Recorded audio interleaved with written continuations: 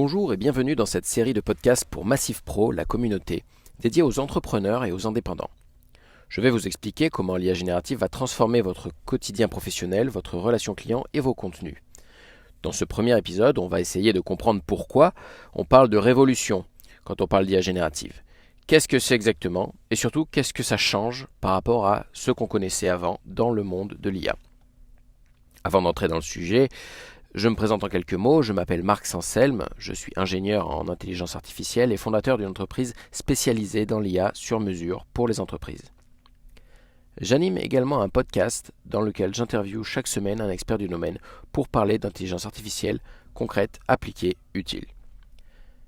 Dans cet épisode, on va vulgariser, clarifier et surtout vous donner les clés pour comprendre ce qu'est l'IA générative, ce qu'elle a de différent par rapport aux approches classiques et pourquoi elle transforme aujourd'hui autant de secteurs, d'usages et de façons de travailler. Alors pour bien comprendre ce que change l'IA générative, il faut d'abord se demander qu'est-ce qu'il y avait avant. Quand on parlait d'intelligence artificielle il y a quelques années, on parlait surtout de machine learning ou de data science. L'idée, c'était de faire en sorte qu'un logiciel puisse prendre des décisions à partir des données. Par exemple, on observe le comportement de milliers d'utilisateurs et on décide ensuite quelle publicité leur montrer. Ou bien, on regarde l'historique de fréquentation d'un restaurant pour prédire combien de clients il y aura un dimanche pluvieux. Ces modèles-là fonctionnent très bien, mais ils ont leurs contraintes. On avait besoin de beaucoup de données, surtout des données très bien organisées, homogènes, sans trous, sans erreurs. Il fallait passer du temps à nettoyer, trier, formater. Même un événement exceptionnel, comme le Covid, pouvait fausser tous les résultats. Il fallait alors l'enlever du modèle. C'est pour ça que cette IA-là est longtemps restée entre les mains d'ingénieurs et d'équipes techniques. Elle était puissante, mais compliquée à mettre en œuvre. Et quand on voulait traiter du texte, par exemple, c'était encore plus limité. On comptait les mots, on cherchait des répétitions, mais on ne comprenait pas vraiment le sens. C'est tout ce paysage-là que l'IA générative est venue bouleverser. Alors qu'est-ce qui change avec l'IA générative ? L'IA générative, comme son nom l'indique, ce n'est plus une IA qui se contente de classer ou de prédire une valeur, c'est une IA qui génère du texte, de l'image, du son, du code. Elle crée du contenu. Comment ? On a simplement repris les principes du machine learning, mais en les appliquant à une tâche très particulière, prédire la suite d'un texte. Autrement dit, on donne un début de phrase, et l'IA apprend à deviner le mot suivant, puis le mot suivant, puis le mot suivant, jusqu'à écrire des paragraphes entiers. Cette idée toute simple, on l'a poussée très loin, on a utilisé des quantités énormes de données, comme l'ensemble d'Internet, et des puissances de calcul gigantesques.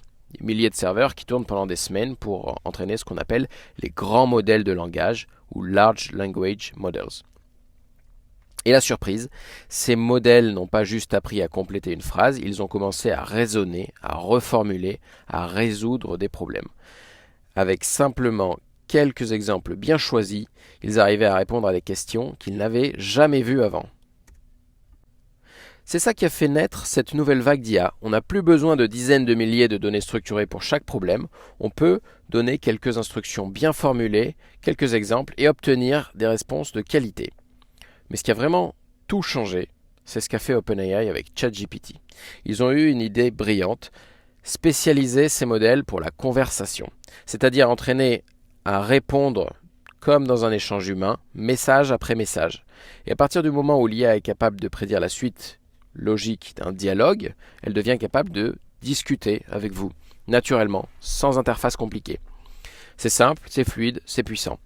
Et c'est ce qui a déclenché la viralité qu'on connaît aujourd'hui. Alors qu'est-ce que ça change concrètement dans les usages ? Le premier changement, c'est qu'on n'a plus besoin d'énormes quantités de données parfaitement propres et structurées pour commencer à faire des choses intéressantes.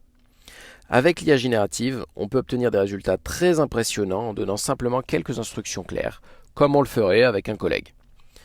En fait, on parle à l'IA un peu comme on parlerait à une personne. On lui décrit le problème, on lui explique ce qu'on attend, et on la laisse proposer une solution.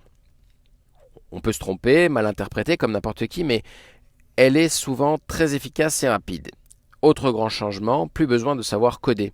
Utiliser l'IA ne passe plus forcément par l'intervention d'un data scientist ou d'un développeur. La compétence clé aujourd'hui, c'est ce qu'on appelle le prompt engineering, l'art de bien formuler ses consignes à l'IA. Il s'agit de définir le rôle de l'IA, poser le contexte, expliquer clairement ce qu'on veut, avec précision et méthode. Et ça, ce n'est pas une compétence technique, c'est une compétence de cadrage, de gestion, de communication claire. Il faut poser le cadre, expliquer le fonctionnement de son activité, préciser les objectifs. On peut attendre de l'IA qu'elle comprenne certaines choses implicites, mais il faut quand même lui donner suffisamment d'éléments pour qu'elle soit autonome et pertinente. Et ce que ça change aussi, c'est la vitesse et la simplicité de mise en place. Plus besoin de centraliser toutes les données de l'entreprise dans un seul outil ou de faire des mois de préparation. L'intelligence artificielle devient accessible à des structures plus petites, avec moins de budget, moins de ressources techniques.